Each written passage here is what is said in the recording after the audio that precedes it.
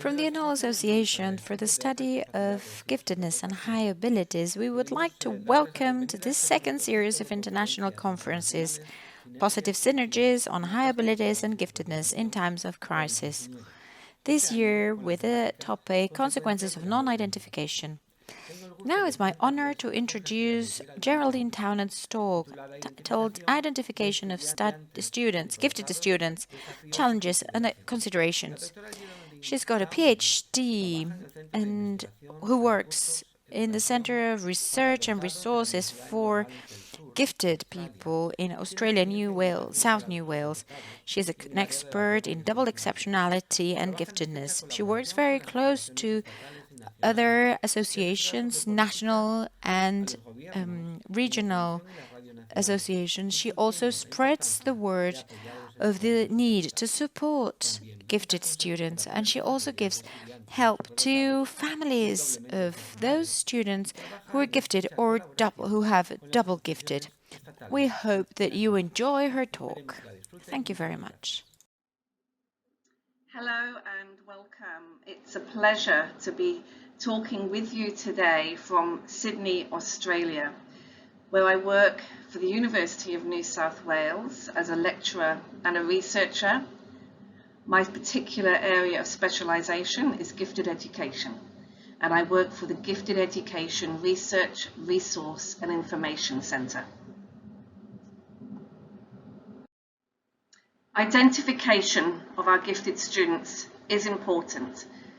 It's important for many reasons, and we experience many challenges, and we have many considerations.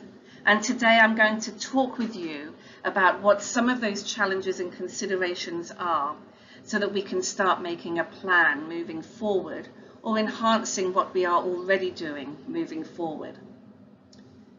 So identification is important. It's important for programming, what we do with our students. It's important for support, how we support our gifted students. And it's important to know how to extend our gifted students.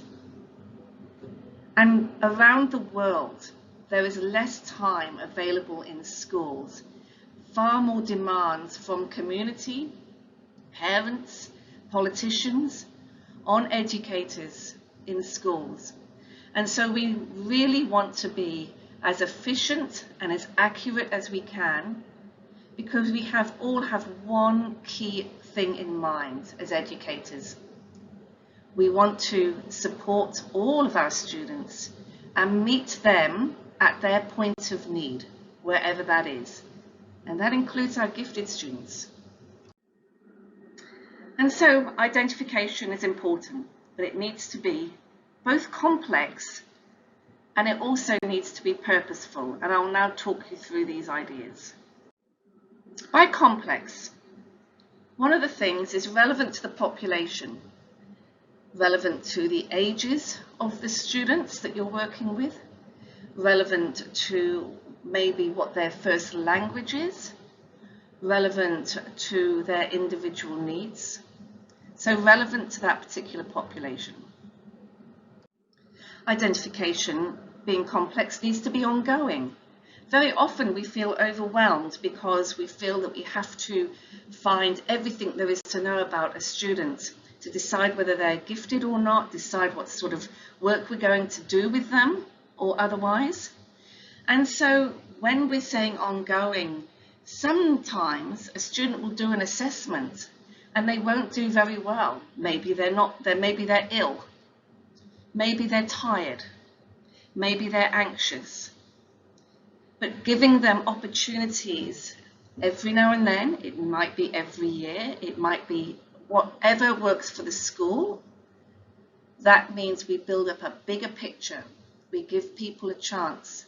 We also take the pressure off ourselves as educators, because different ideas, different thoughts, different observations and assessments can be built up in a portfolio or in a school record over the years.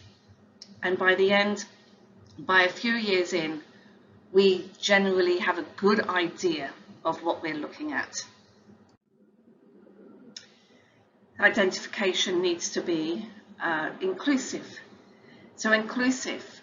Are the assessments in a language that is the first language for that student? Do the assessments take into account that they may have a disability or a disorder that can get in the way of them doing well in an assessment?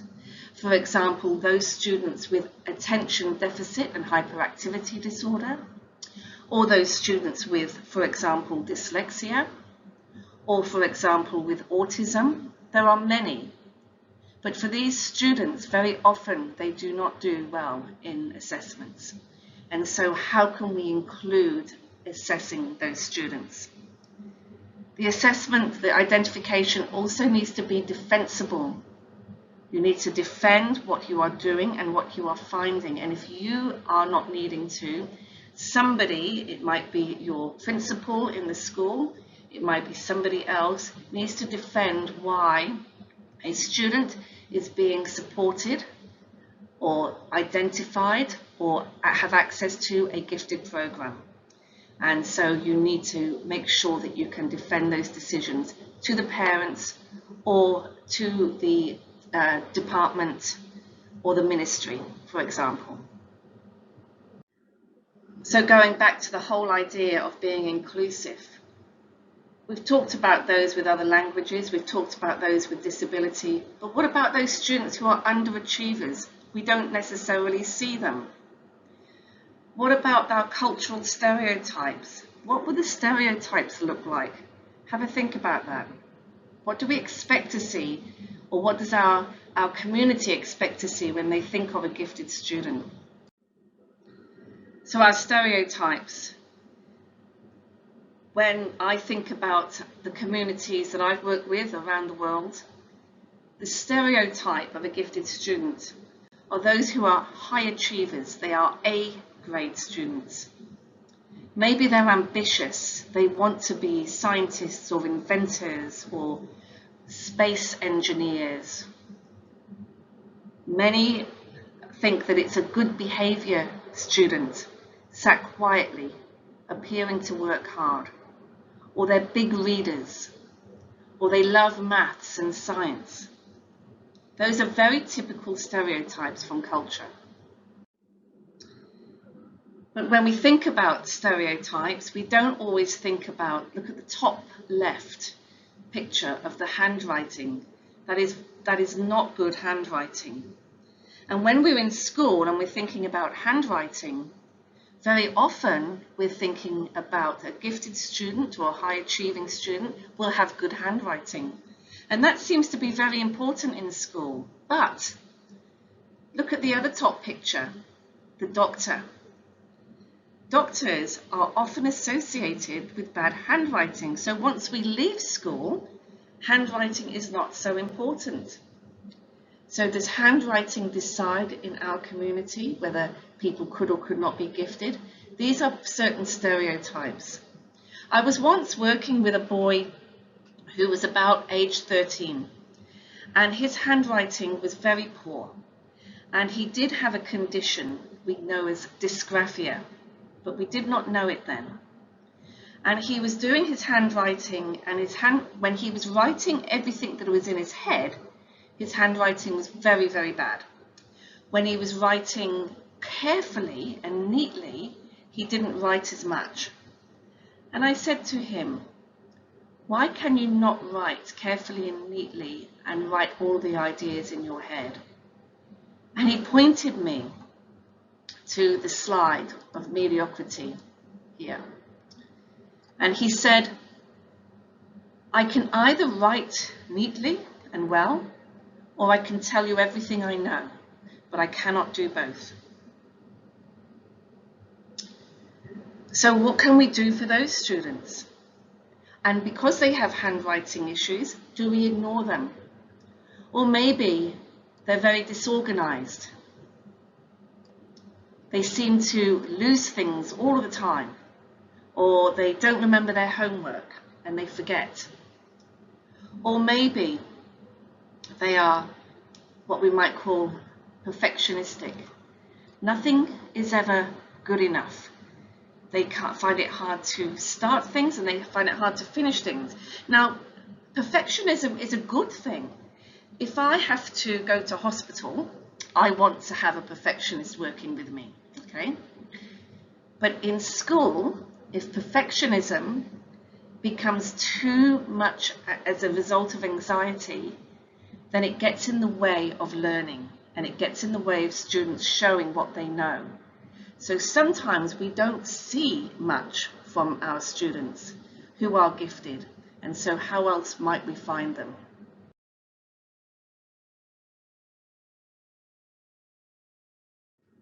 So the next thing, identification needs to be purposeful. What is the definition being used? And how does that definition decide what you're going to look for and how you're going to look for it? In Australia, we use the definition by Gagne, Gagne's differentiated model of giftedness and talent. And this is what I'm going to share with you so that I can explain why we use certain identification procedures that we use. To be brief, the whole model is based on 3 areas. The left-hand side is aptitude, ability. What is happening within the child, that potential. The potential may not be seen. It may not be used at this stage. Then what happens is catalysts. That's the middle column. Catalysts are environmental, where you're born, to the where you go to school. It could be interpersonal, your personality. You think about it, when there are 2 or more children of the same family, they very often have different personalities. Personalities are very individual. There's things like chance, the chance that you've had a good teacher, the chance that you have parents who can afford to help you develop your music ability. That's a gift into talent, or you can develop other abilities from gifts into talent. And the right-hand column is performance, what we actually see. This is the achievement. This is the talent. So giftedness is on the left side. Things happen to us. And on the right-hand side is the talent. So we can be born with aptitudes or gifts that never transfer into performance or talent because we have not been exposed or had the opportunities. Otherwise, we are looking at giftedness, having the exposure, the support, the opportunities, and that transfers into talent or achievement. So I won't go into this much more, but this is the full diagram from Gagne, and we don't have time within this particular presentation to look at it. But when I am looking at assessing or finding gifted students, I know that I need to be looking at achievement or talent, the things we are actually seeing, and I need to know that's on the right-hand side, and I also need to know on the left-hand side what are the natural abilities. Maybe we can't see it. So how am I going to measure that aptitude or those natural abilities? And generally, in schools, we look at achievement, the right-hand side. We see that a student is already doing very well. We see that a student is highly capable, and then we map that straight back to a natural ability, saying, I think they've got natural ability there. But what if we don't see that a student's doing well? How can we look at natural abilities and say, well, actually, they could be doing a lot better? And so the final thing when we're thinking about identification is what is it purposeful? What are we going to use it for? What are we assessing? So if we're trying to assess, and one of the only things we can assess in ability is aptitude, is intellectual ability. And that is done through ability tests or psychometric tests, they're also called. Sometimes they're called IQ or intelligent quotient tests. But the other parts, things like creativity, things like sporting and muscular and physical, things like social and leadership, we don't see that until we see it in achievement. So we cannot always find things until we see them as achievement. But we can find ability, intellectual ability, using certain assessments. And when I'm looking at intellectual ability, what is the program? If I'm doing for a creative arts program, I'm not necessarily looking at intellectual ability. If I'm doing for a mathematics program, I will be looking at numerical reasoning in intellectual ability, for example. So just to confirm, identification needs to be complex and it needs to be purposeful. So now we're going to look about the process of identification. We have said that we need to have a look at, on the one hand, ability, that natural raw ability that we might see in different areas, and on the other hand, achievement or talent, the actual outcomes. And to get from one to the other, things happen in the middle. And so we're going to look at that, but we're also going to look at two parts of a process. Some are subjective processes and some are objective. So I always start off in my processes of identification in subjective processes. That is what we see in an individual, what we observe when we are watching them or working with them. And that can also come in the form of nominations and also portfolios. Objective, if I suspect, because of what I'm seeing, that there is a giftedness here, or giftedness with disability, I will then go into objective tests, which are more around ability tests, which is one side of the model, achievement tests, which is the other side of the model, and I'll also be looking at above level testing, which is also achievement testing. So when I'm looking at subjective measures, there are two types of measures. I might get information from parents or carers, and I might get information from teachers. Parents are really accurate at identifying their strong or high ability in their children. Maybe because there are elements of it that are hereditary, and maybe they know of other people in the family that also have this high ability. Also, parents have seen milestone development, and those babies that progress more quickly through developmental milestones, such as walking early, or maybe talking early, or maybe reading early, parents would have been able to observe that. Whereas teacher nomination is more accurate with training, but once as educators we are trained, we are very good at doing this. What is useful for teachers is they're seeing the student performance in school. So in some ways you might say that in some ways a parent is seeing the raw ability and the teacher is seeing more of the achievement. But it's a little bit more complex than that. So nominations and subjective nominations are based on things seen, and not all gifted students will have the same characteristics. And you might only see these characteristics if you see the students engaged with learning or engaged with something that they are enjoying. Not all students will have the same characteristics, but there will generally be a cluster of characteristics that we might observe. And here are just a very few examples of some of the characteristics that we might see in the cognitive or emotional domains. For example, advanced language, or the power of abstraction, the ability to take an idea and apply it somewhere completely different. We may see logical thinking, or well-developed memory.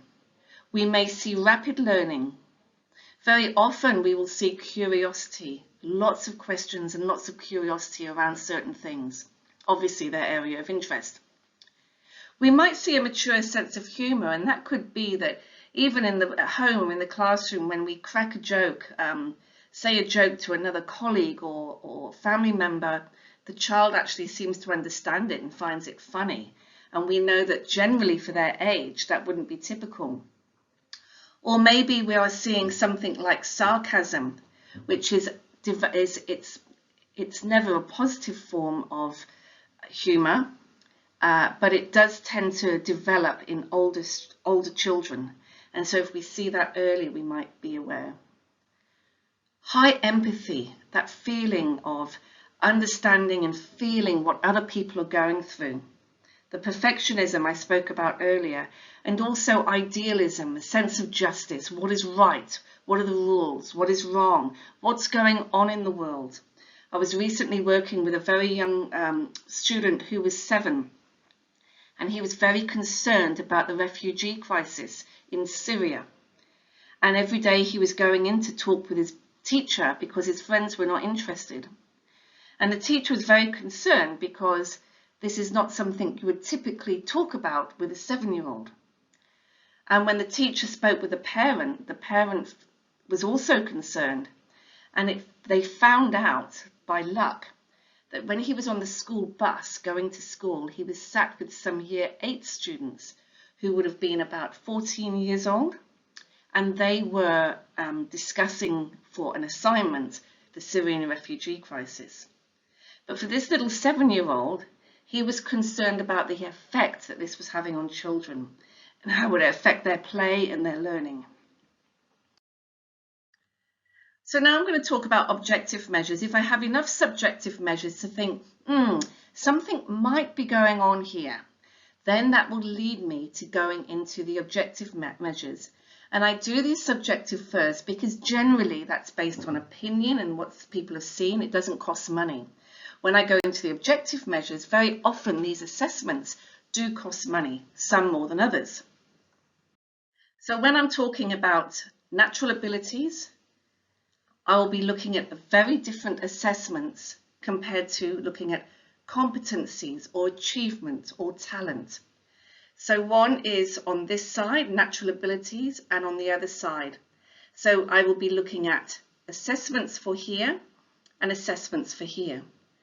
And what I'm trying to do, if I only know what people are doing on this side, the competency, the achievement, the talent, then I don't know if they're working at their full capacity.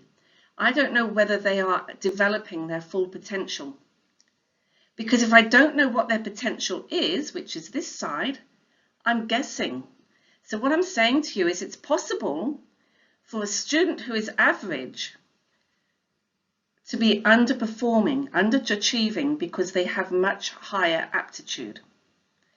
It's also possible for a student who is doing the top of their year group or the top of their class could still be underperforming because they have a higher aptitude. And we don't know unless we look at both sides.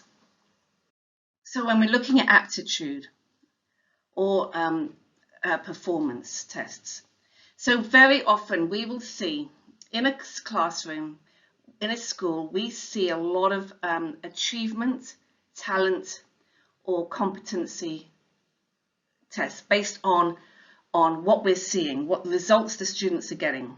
But we also have formalized ones that we can use. They can be standardized achievement tests. For example, in Australia, we have progressive achievement tests in maths and English comprehension and science. There are other tests like these are English language tests or written in the English language, but Kaufman taught, and there can be sometimes in countries competition papers, and we can see how they work there. There's also the tests that we do in our classroom. They're made by us as teachers. They're exams. They're assessments that we give the students to do. But how do we know if they're working at their full capacity? We need to look at this side. We need to look at the ability or aptitude. And there are two generally types of tests here. One is a psychometric assessment or an IQ, intelligent quotient assessment, and that is usually done by a psychologist. And the ones that I am familiar with is the Stanford BNA-5, the WISC-5, or the WIPSI. But there's also some tests that we can do in school, general ability tests. They are standardized and they are looking at ability and not knowledge or not achievement. And there is why we can find out. And I'm going to show you what the difference is now between knowledge and achievement tests and ability-based tests. So here, for example, is an ability-based test. It is an abstract one, it's a visual one. They do it for numeracy, they do it for verbal reasoning, but this is based on no prior knowledge. This is based on the ability to have information and the speed at which your mind can calculate and work with it. And so I'm going to leave you for a few moments to think about which comes next in the sequence. So we have a row on the top, and then one of the bottom ones comes next in the sequence.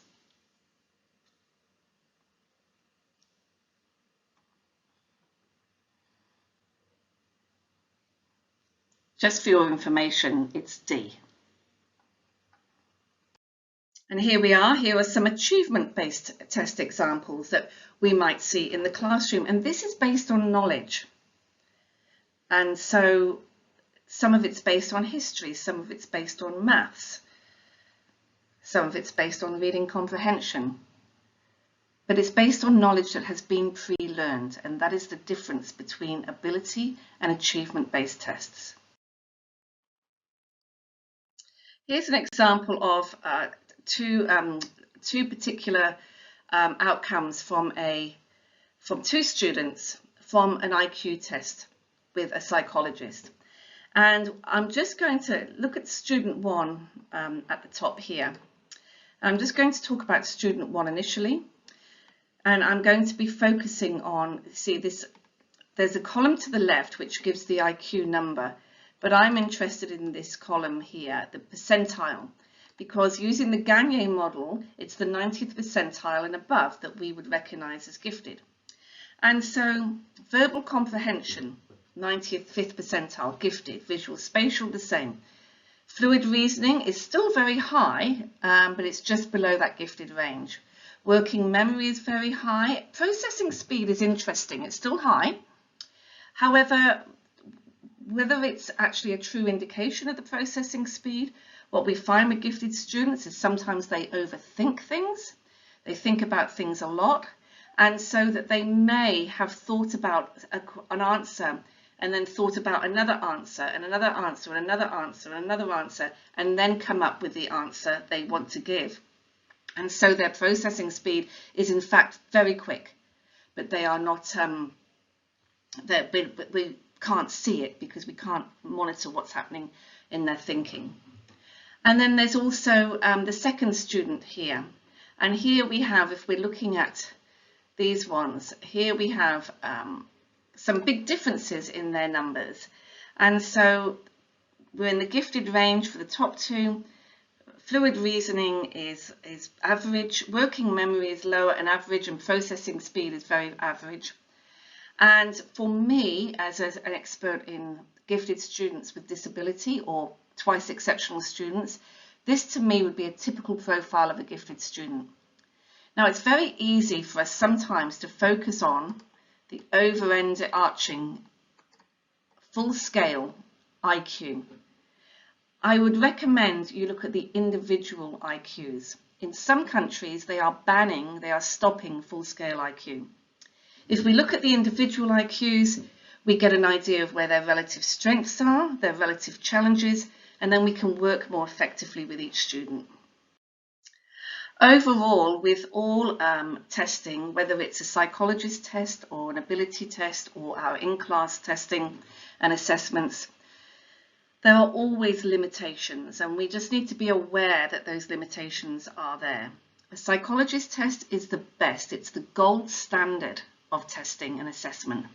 But even that has its limitations. It can be culturally based, and the psychologist is very restricted to the answer that they must record. So, for example, one of the questions that I observed is about what does a rabbit eat? And the student, who was highly gifted, just said, oh, plants, because it's a herbivore.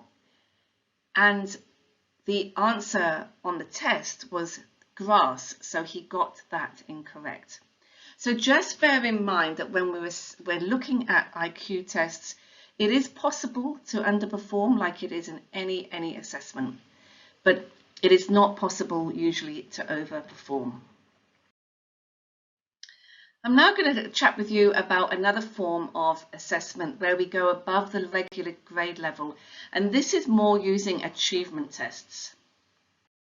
This is something we can do very nicely in schools where because we don't know if somebody's doing very well with their achievement all the time and we're seeing it. And so remembering that's that side of the diagram, the model, the Gagne model, they're consistently doing well. How do we know how high they can go? We don't know exactly how high they can go.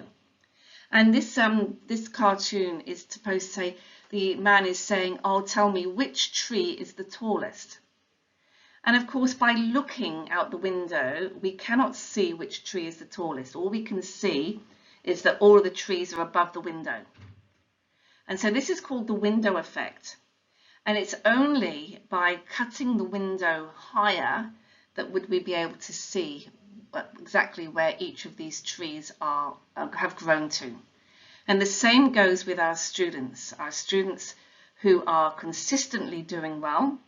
How well can they do? Can they work at the next year level in maths or comprehension or history or whatever it is, or science? Or could they work at the next level above that? We don't know until we assess. Assessment and data is very important. And so when will we actually assess students above the year level?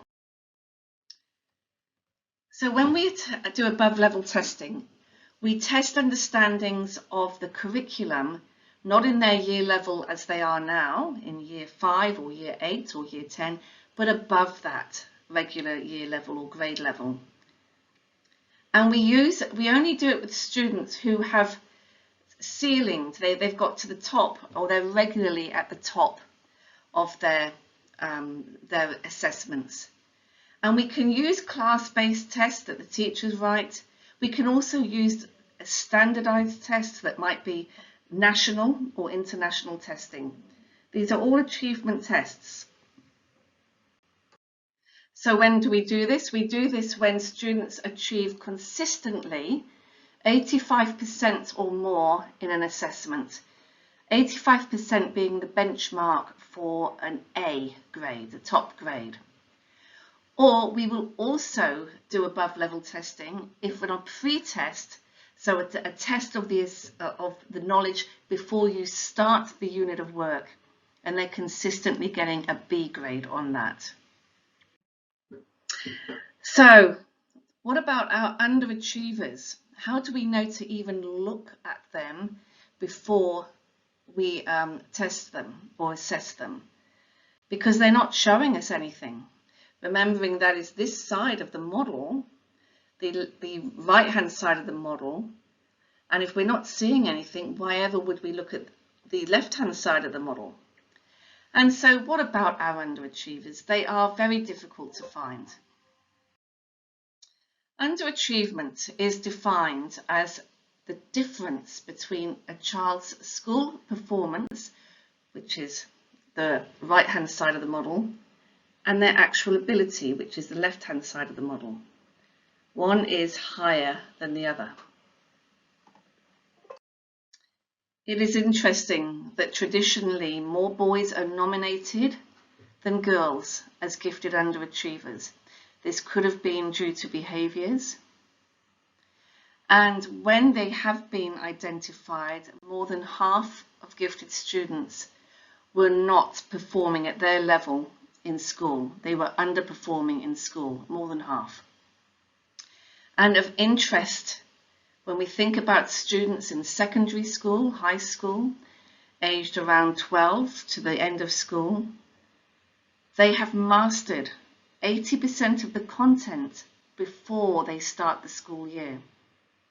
You think about that over 12 or 13 years of schooling, it would be quite boring. And that is sometimes why we see behaviours, and that is sometimes why we see or don't see underachievers. I'll tell you a story about this young man. He is an underachiever. We didn't know he was gifted. He was actually very, very capable in the early years of school, but by the time he became around about 8 or 9, he started to withdraw and become very quiet, and he wasn't doing as much as he used to. And the parents were very concerned, and the teachers were familiar because they knew what he was like in the earlier years. And what happened was they found out he had dyslexia. And dyslexia very often isn't identified in younger years because there's not as much text or reading or writing required. But by the time he was getting to be the age of 8 or 9, more reading, more writing was required, and it's only then that it becomes obvious. So sometimes we see behaviors or changes in achievement, or there are disabilities that get in the way of achievement, and that is another way of seeing underachievers, those who have disabilities or disorders that get in the way of their achievement. So if somebody says to me, this student used to be top of the class or doing very well or an A-grade student and now they're not, I would think, okay, they are probably underachieving and I need to find out why. Another reason for underachieving is called forced choice dilemma. And that's because the students do not want to feel different from their peers, from the other people in their class or in their year or in their school. And their peer relationship is more important to them to be accepted by their peers and seen as normal than it is to achieve well in a test. Another reason for underachievement is a lack of challenge. If somebody is consistently under-challenged or bored, the mind looks for ways to occupy itself. And so behaviors, negative behaviors, can become the focus. And so, or they're just drifting off and they're just not doing very much. And so that can be something that we might see with an underachiever. So, in summary around identification, gifted children are found in all populations and all demographics all over the world. Think about their first language. Is it different to the assessment language? Think about where they're from or their age. Is the assessment appropriate for them? Gifted students are not always easy to see. Sometimes they will be underachievers. Sometimes they will have very challenging behaviors. They might have a concurrent disability or disorder that is affecting their learning. Their high levels of smarts are covering or masking their disability, which is covering or masking their ability. And so we see an average student, which is fine, but in fact, we have a gifted student with a disability. Another thing to consider is students may be anxious or unwell and they underperform in the test. Why? Because they might be fearful of the process. They may not be familiar with the contents of the test, of the assessment, and so that can put them off. They may not have been given effective strategies to solve problems, and they may have low self-efficacy. They actually do not believe they can do it, and that will be one of the biggest obstacles for any student. Starting or continuing on the identification pathway. I always say start where you are, wherever that is. Use what you have and do what you can. Our sole aim is to identify as best as we can, over time, all of our students with all of their needs, including our gifted students, so that we can meet every student at their point of need. With that, I thank you. Good luck with the rest of the conference. If you have any questions, please feel free to email me. My address is at the bottom of the screen. And I have really looked forward to this and enjoyed this opportunity to talk with you. Thank you very much.